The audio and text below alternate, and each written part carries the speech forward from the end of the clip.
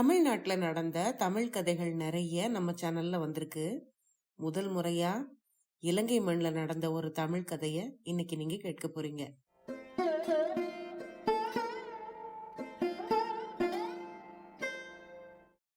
அனைவருக்கும் வணக்கம்.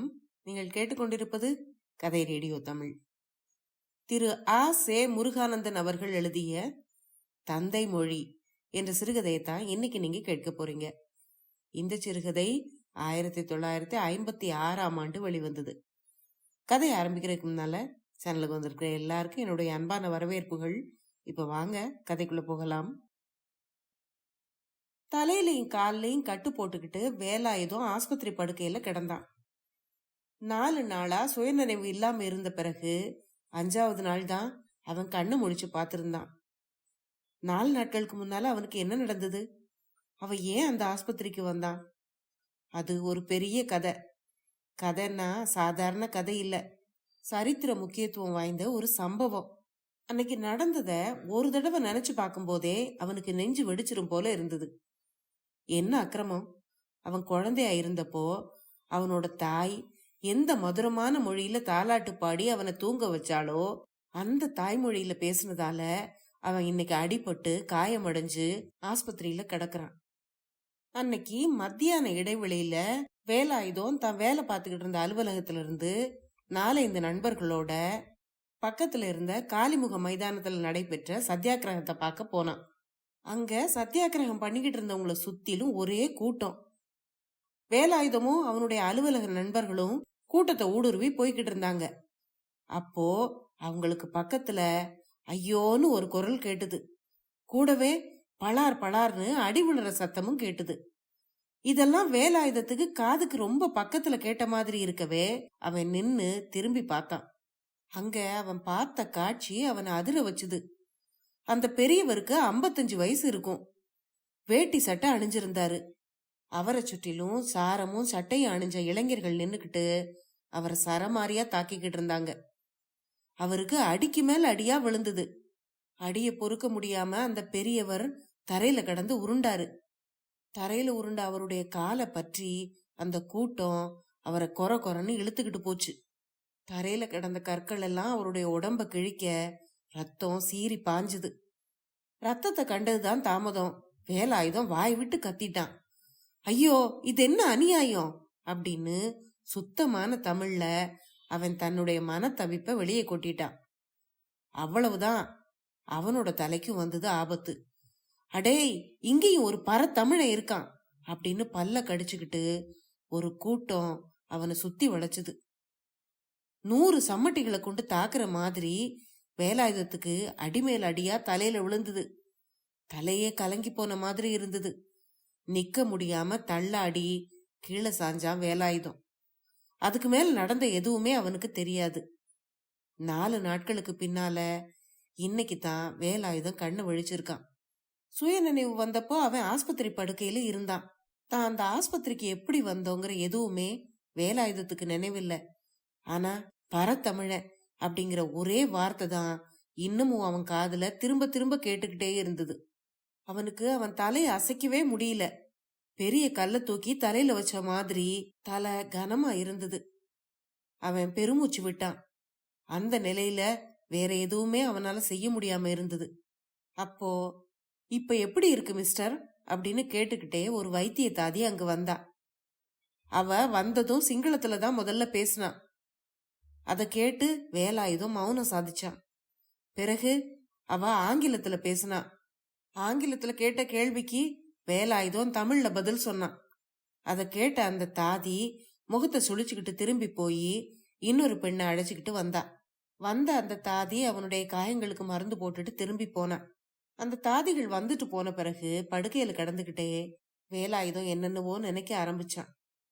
4 நாட்களா அன்ன ஆகாரம் இல்லாம வயிறு காத்து போல லேசா இருந்தது. டாக்டர்கள் கிட்டையும் தாதிகள் கிட்டையும் உடம்ப ஒப்படைச்சிட்டதால மனக்குதிரை கவலை இல்லாம பறந்துகிட்டு இருந்தது. அது விண்ணையும் மண்ணையும் ஒரே தாவா தாவி 15 வருஷங்களுக்கு பின்னால பாஞ்சது. 15 வருஷங்களுக்கு முன்னால வேலாயுதம் உத்தியோகம் பாக்குறதுக்காக யாழ்ப்பாணத்துல இருந்து கொழும்புக்கு பிரயாணமானான். குரோட்டன் செடிகளை நட்டி வச்ச மாதிரி 2 பக்கமும் பனைமரங்கள் வளர்ந்து நின்ன சாலையில அவனை ரயில் ஏத்தி விடுறதுக்காக அவங்க அப்பா அவனை மாட்டு வண்டியில ஏத்திக்கிட்டு வந்துகிட்டு இருந்தாரு.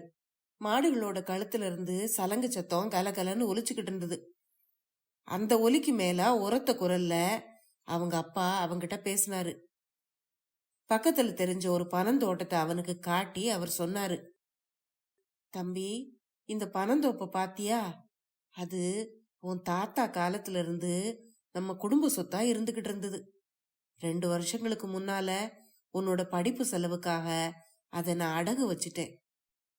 3 தலைமுறைக்கு மேல நாம பட்டினி கிடக்காம கூழ் காய்ச்சி குடிக்கிறதுக்கு உதவுனது இந்த பனந்தோட்டம் தான் தம்பி. சண்டை காலத்துல கொடிய பஞ்சம் வந்து பயமுறுத்தினப்ப கூட நாங்க கலங்கல. சூறாவளி காத்து வீட்டு கூரைய பிடுங்கி எடுத்து வீசினப்ப கூட நாங்க பயப்படல. இந்த பனைகள்ல இருந்து கிடைக்கிற பொருட்களை வச்சு உடனுக்குடனே வீட்டை கட்டிக்கிட்டோம். நம்ம பழம் பாண்டியர்களை போல இந்த பனைமரம் ஒவ்வொன்றும் தலை நிமிந்து நிக்கிறத பாரு தம்பி. இந்த வானம் பார்த்த மண்ணுல பூமியோட குழந்தைகளை என்னைக்கும் காப்பாத்தி வளர்த்தது இந்த நெடுமரங்கள் தான். தம்பி, நீ உத்தியோகத்துக்கு போய் சம்பாதிச்சு எங்களுக்கு பணம் எதுவும் அனுப்ப வேண்டாம். நீ சந்தோஷமா இருந்தா அதுவே எங்களுக்கு போதும். ஆனா நம்ம குடும்ப சொத்தான இந்த பனந்தோப்பு நம்ம விட்டு போயிடாதபடி அதை மட்டும் மீட்டு கொடுக்கறது உன் பொறுப்பு. இந்த ஒரு பொறுப்பை மட்டும் நீ ஏத்துக்கோ. இந்த மாடும் வண்டியும் உள்ள வரைக்கும் ஆண்டவனோட கருணையால கை கால் நல்லா இருக்கிற வரைக்கும் நான் உழைச்சு பாடுபட்டு உன் அம்மாவை பத்திரமா பாத்துக்குவேன். கடைசியா என்னோட ஒரே ஒரு ஆசையை உன்கிட்ட சொல்றேன் தம்பி. நம்ம குடும்ப சொத்தான இந்த பணக்காணிய வீட்டுக்காரங்கிட்ட இருந்து மீட்டு அதுல இருக்கிற பனை ஓலைகளை நறுக்கி எடுத்து அதுல உன்னோட கல்யாண அழைப்பை எழுதி நான் உறவினர்களுக்கு அனுப்பணும். உன் அப்பாவோட இந்த ஆசையை நிறைவேற்றுவியா மகனே அப்படின்னு கேட்டாரு வேலாயுதத்தோட அப்பா. அன்னைக்கு வேலாயுதம் ரயில்ல பிரயாணம் பண்ணிக்கிட்டு இருந்தான். ரயிலோட ஜன்னல் சட்டத்துல கை வச்சு கை மேல தலையை சாச்சுக்கிட்டே வெளியே பார்வையை ஓட்டிக்கிட்டு இருந்த அவனுக்கு ரயிலோட கடபடா சத்தம் காதுல விழவே இல்லை. தம்பி, நீ சம்பாதிச்சு எங்களுக்கு எதுவும் தர வேண்டாம். நீ சந்தோஷமா இருந்தா போதும், அதுவே எங்களுக்கு பெரிய திருப்தி அப்படிங்கிற அவனுடைய தந்தை மொழிதான் அவன் காதுல திரும்ப திரும்ப ஒலிச்சுக்கிட்டு இருந்தது. போயிட்டு வா தம்பி அப்படின்னு கண் கலங்கினபடியே அவனுக்கு விடை கொடுத்து அனுப்பிட்டு ரயில் கண் பார்வையிலிருந்து மறையிற வரைக்கும் அப்படியே மரமா நின்ன தந்தையோட தோற்றம் அவன் மனசை விட்டு அகலவே இல்லை. வேலாயுதத்தோட கண்கள்ல துளிர்த்த நீர் கையில வழிஞ்சு நில ஒளியில பிரகாசிச்சுது. பக்கத்துல இருந்த ஒரு பிரயாணி ஆனையிரவு காற்றோட வேகத்தை பொறுக்க மாட்டாம ரயிலோட ஜன்னல் கண்ணாடியை மூட எழுந்தப்போதான் வேலாயுதம் திடுக்கிட்டு போய் சுய நினைவுக்கு வந்தான். தன்னோட கண்கள் 2ம் கண்ணீரால் நிறைஞ்சிருக்கிறத அவன் அப்பதான் உணர்ந்தான்.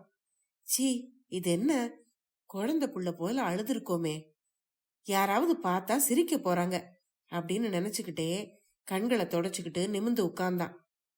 ஆனா மனசு பொன்வயல் கிராமத்து ரயில் நிலையத்தையே இன்னமும் சுற்றி வட்டமிட்டுக்கிட்டு இருந்தது. என்னோட முதல் சம்பளத்தை எடுத்து அப்படியே அப்பாவுக்கு அனுப்பிடணும். மணி ஆர்டரை பார்த்தா அவரோட மனசு துள்ளி கொதிக்கும். மணி ஆர்டர் கிடைச்சதும் தன்னோட தந்தை அதை உடனே தபால் அலுவலகத்துக்கு கொண்டு போய் மாத்துவாரா அல்லது கண்ணாடி ஃப்ரேம் போட்டு வீட்டு சுவர்ல மாட்டி வைப்பாரா? கண்ணாடி போட்டு மாட்டி வச்சு பாத்துக்கிட்டு தான் இருப்பாரு. என் அப்பாவை பத்தி எனக்கு தெரியாதா அப்படின்னு நினைச்சப்பவே அவனுக்கு சிரிப்பு வந்தது. வாய் விட்டே சிரிச்சிட்டான். எதிர இருந்த பிரயாணி இவன் பக்கம் திரும்பவே சட்டுன்னு ஜன்னலுக்கு வெளியே தலையை நீட்டி ஓடுற நிலத்தை பாத்துக்கிட்டு இருந்தான். சீ, இது என்ன பைத்தியக்கார சிரிப்பு, யாராவது பார்த்தா என்ன நினைப்பாங்க அப்படின்னு தலையை குனிஞ்சுக்கிட்டே நினைச்சான். இந்த உலகம் சிரிக்கிறதுக்கும் விடாது, அழுறதுக்கும் விடாது, வினோதமான உலகம் அப்படின்னு நினைச்சுக்கிட்டான். ரயில் வேகமா ஓடிக்கிட்டு இருந்தது. ரயில் பிரயாணத்துல இப்படி சிரிக்கவும் முடியாம அழவும் முடியாம அவதிப்பட்டுக்கிட்டே ராத்திரி முழுசும் சிந்தனையில ஆழ்ந்திருந்து விடியல் காலையில கொழும்புக்கு போய் சேர்ந்தான். ரயில விட்டு இறங்குனதும் கொட்டாஞ்சேனையில இருந்து விடுதிக்கு போய் சேர்றதுக்காக டிராம் வண்டியில ஏறினான். டிராம்ல ஒரே கூட்டமா இருந்தது. ஒரு வெள்ளைக்கார பொண்ணுக்கு பக்கத்துல கொஞ்சம் இடம் இருந்தது. ஆனா அந்த பொண்ணுக்கு பக்கத்துல போய் உட்கார்றதுக்கு அவனுக்கு கூச்சமா இருந்தது. அதுக்குள்ள அந்த டிராம் வண்டியோட கண்டக்டர் வந்து அவனை அந்த இடத்துல உட்கார சொன்னான். அந்த வெள்ளைக்கார பொண்ணும் கொஞ்சம் நகர்ந்து அவனுக்கு இடம் கொடுத்தா. அப்படி நகர்ந்து உட்காரும் போதே அவளுடைய உதடுகள்ல புன்சிரிப்பு நெழிஞ்சுது. அந்த சிரிப்பு வேலாயுதத்தை மயக்கிற மாதிரி இருந்தது. வேலாயுதம் தடுமாற்றத்தோட அவளுக்கு பக்கத்துல போய் உட்கார்ந்தான். டிராம் வண்டி அடுத்த ஸ்டாப்ல நின்னப்போ இன்னொரு பேர் வழி ஏறினான். அவனையும் இவங்க பக்கத்துல கூட்டிட்டு வந்து உட்கார வச்சான் அந்த கண்டக்டர். ஆக 2 பேர் உட்கார வேண்டிய சீட்ல 3 பேர் நெருக்கி அடிச்சுக்கிட்டு உட்கார்ந்துருந்தாங்க. அந்த வெள்ளைக்கார பொண்ணு இன்னும் 2 தடவை அவனை பார்த்து சிரிச்சா. யாழ்ப்பாணத்து குழந்தை கொழும்புல கிடைச்ச மயக்க மருந்துல இன்னும் 2 டோஸ் சாப்பிட்டதும் அப்படியே கிறங்கி போய் உட்கார்ந்துருந்தது. அந்த மயக்கத்துல மாட்டு வண்டியோட சதங்கு சத்தம் மறைஞ்சு டிராம் வண்டியோட கணகணங்கிற ஒலி பெருசா கேட்க ஆரம்பிச்சுது. வேலாயுதம் கொட்டாஞ்சேனையில எந்த விடுதியில குடியிருக்க போனானோ அந்த விடுதிக்கு பக்கத்து வீட்டுல தானே அவளும் குடியிருக்கணும். வேலாயுதம் எந்த அலுவலகத்துக்கு வேலைக்கு வந்தானோ அதே அலுவலகத்துல தானே அவளும் டைப்பிஸ்டா வேலை பார்க்கணும். அப்பா, உன் ஆசையில மண்ணு விழுந்துருச்சு. என்னை விழுங்குறதுக்கு வாயை திறந்துகிட்டு இருந்த பட்டணத்தோட வாய்க்குள்ள நான் அகப்பட்டுக்கிட்டேன் அப்படின்னு வேலாயுதம் தகப்பனாருக்கு கடிதம் எழுதல. தகப்பனாருக்கு கடிதம் எழுதணுங்கிற எண்ணமே கூட அவனுக்கு வரல. சில நாட்களுக்கு பிறகு சுகமா வந்து சேர்ந்தேன் அப்படின்னு ஒரு வரியில ஒரு கடிதம் எழுதி போட்டான். அதுதான் அவன் எழுதின கடைசி கடிதம். பல மாதங்களுக்கு பிறகு ஒரு நாள் கொழும்புல இருந்து ஒரு காகிதம் வேலாயுதத்தோட தகப்பனாருக்கு கிடைச்சது. ஆவலோட அதை வாங்கி பிரிச்சு படிச்ச கிழவன் உடனே மூர்ச்சி ஆயிரல. தெருவாசலுக்கு வந்து மாரியம்மன் கோயில பார்த்து ஒரு கும்பிடு போட்டுட்டு நேரா தபால் அலுவலகத்துக்கு போய் வேலாயுதத்துக்கு ஒரு தந்தி அனுப்புனாரு. தந்திக்கு பிறகு அடுத்த நாளே ஒரு கடிதமும் எழுதி தபால்ல போட்டாரு. தம்பி, எப்படியும் நீ சந்தோஷமா இருந்தா அது போதும். நம்மோட பனந்தோப்பு ஈட்டுல மூழ்கி போயிருச்சு. அதுல மீதியா கிடைச்ச சொற்ப தொகையில புதுசா ஒரு மாடும் வண்டியும் வாங்கியிருக்கேன். உன்னை ஒரு தடவை பார்க்கணும்னு உன் அம்மா ஆசைப்படுறா. நீ அனுப்பி இருந்த அந்த காகிதத்துல இருந்த மாதிரியே ஒரு தந்தியும் அனுப்பியிருக்கேன் அப்படின்னு எழுதியிருந்தாரு அவங்க அப்பா. கடிதத்தை வேலாயுதம் வாசிச்சப்போ தலைய சோர்ல மோதிக்கிட்டு கதறல.